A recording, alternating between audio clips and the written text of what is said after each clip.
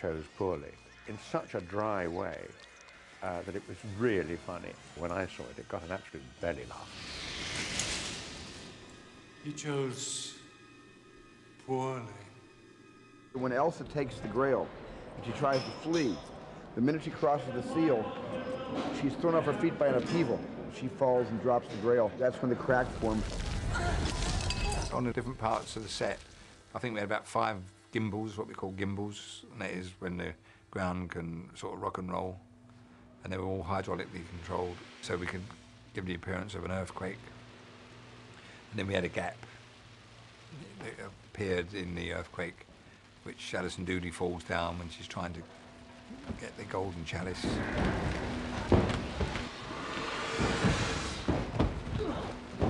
And the great moment in that movie for me is the moment where first Indy is holding Elsa, and Indy says to Elsa, "Give up the Grail. You know, honey, I can't hold you. Give it up." And Elsa keeps trying to reach greedily for the Grail cup. And of course, the glove comes off her hand, and Indy can't save her, and she falls to her death. All of a sudden, as Indy almost slips over, the father grabs him. Now, the roles are reversed. Here's father holding son, and Indy has the same kind of moment. You know, he's being attracted to the Grail. And the greed that Elsa felt in her heart suddenly suffuses through Indy. And all through the movie, you'll recall, Dad only calls him, you know, Junior. The whole film, he tortures him by calling him Junior. But for the first time, he says Indiana. Indiana. Indiana.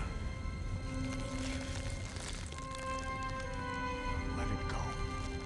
And that stops Indy. And then Indy takes his other hand, and he's pulled to safety. And that was the bonding moment between father and son.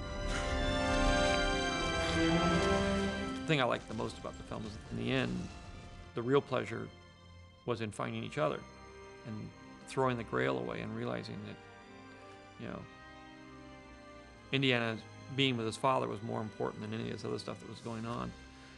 Was a great ending because it didn't have anything to do with the object. In the end, we always have to get rid of the object somehow. That's always a problem. And this was the perfect way of getting rid of the object. It was the perfect way of telling the story. So the drama of Last Crusade doesn't end with a truck chase or a climactic upheaval of special effects and ghosts and spirits, but it ends in the most personal way, more personal than any of the previous Raiders movies, where Indy and the father have a meeting of the minds and a meeting of the hearts. And then he's rescued, and we go off to our little epilogue and go save Marcus Brody, whose horse runs away with him. Indy, Henry, follow me. I know the way. Ha!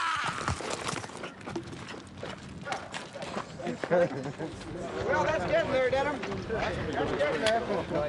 We got the horse to move a little bit that time.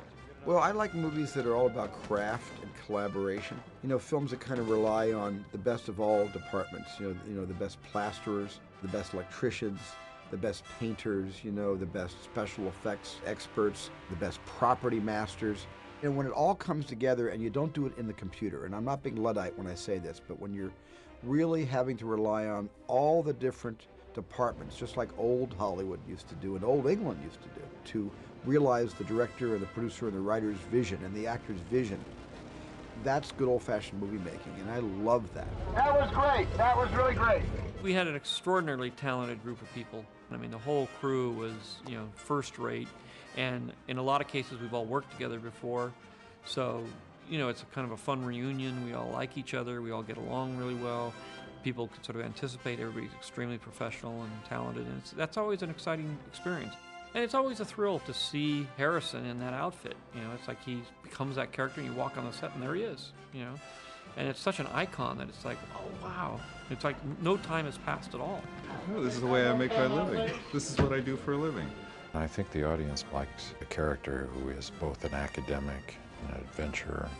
I think what's probably the most important contribution that the character has made, that is part of the character, is his tenacity, his unwillingness to give up, his zeal for the hunt, and the pleasure that he takes in going amazing places, seeing bizarre and amazing things, and solving the mysteries that lay before him.